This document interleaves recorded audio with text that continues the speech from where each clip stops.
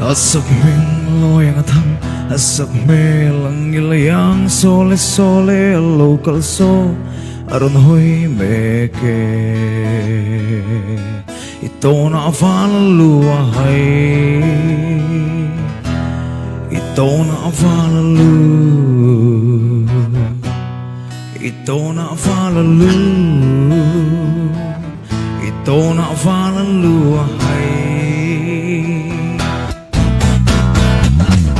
Amit kapilan naratum, John para mo'y mga basang dum, buwan sa'y mo'y full ta kinaroon feng letaso.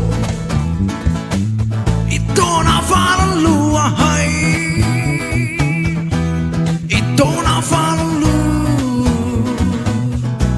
ito na avalalu, ito na avalaluahay.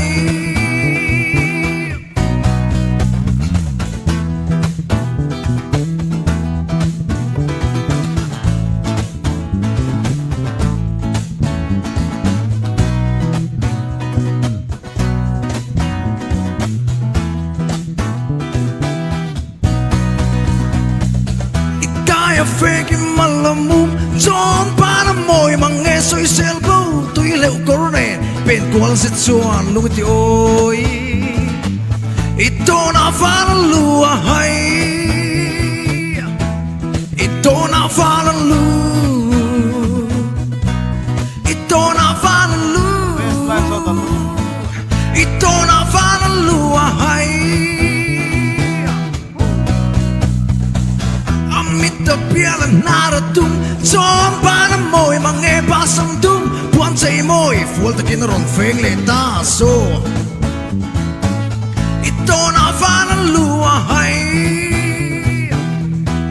ito na avalalu, ito na avalalu, ito na avalaluahay.